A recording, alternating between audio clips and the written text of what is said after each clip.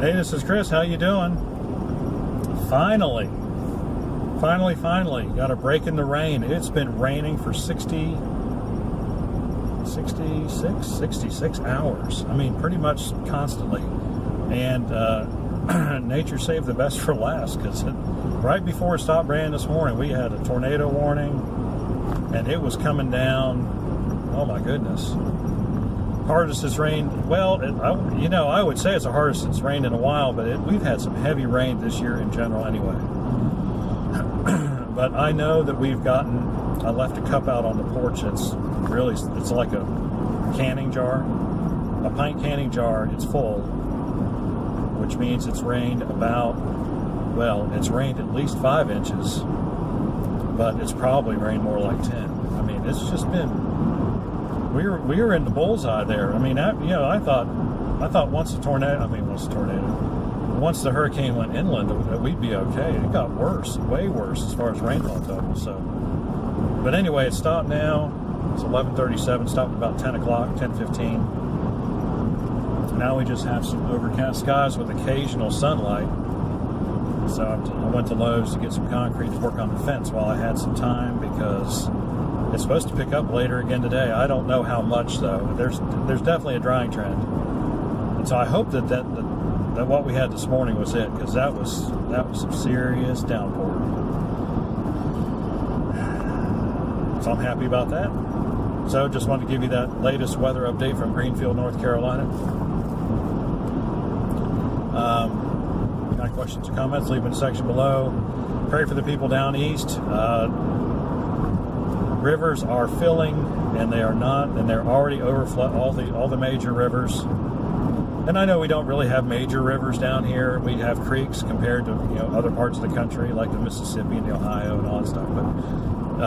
But that all that really means is it doesn't take nearly as much to make them overflow and go to flood stage. So I believe that Neuse River, down where my youngest and his wife live, is already over flood stage and supposed to go another 3 or 4 feet. And when I say flood stage, I mean like record flood stage. The Cape Fear River south in Fayetteville and south of Fayetteville is not likely to break the all-time record, but it's likely to come close.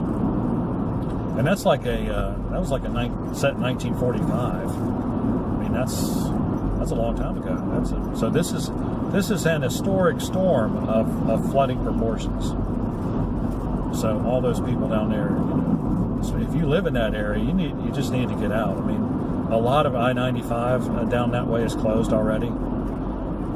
And this is the same part of the state that got hit by Matthew a couple of years ago. So this is, we're just hoping this isn't becoming the new norm, where we have these, this was a large storm. Matthew was not large, but it was slow moving as well. This whole notion of a slow moving storm, that's the more scary part. Because you know what, if you get high winds and you get them for, a few hours, you're probably going to be okay. But man, if you get rain for 4 or 5 days, what are you going to do? And of course, the storm surge off the coast, same deal. You've got the water building up because the storm's not going anywhere.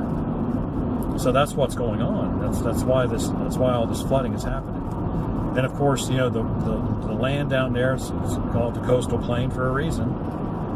And it's relatively flat, and the water doesn't flow out of it very quickly. It's only, I think we are, if I remember correctly, we in Oxford, we are about 500 feet on average, about 500 feet above sea level. So once you drop off, when we're on the edge of the Piedmont, once you drop off the Piedmont, you're talking about being like 100, 150, 250 feet. And you're talking about hundreds of miles, well, not hundreds, but tens of miles to get to the ocean. That's not much of a drop, in the scheme of things. And that's why it takes the water so long to get out. So anyway, if you got any questions or comments, leave in the section below. Like and subscribe. We appreciate it when you do. I'm going to go sweat now. See you on the next one.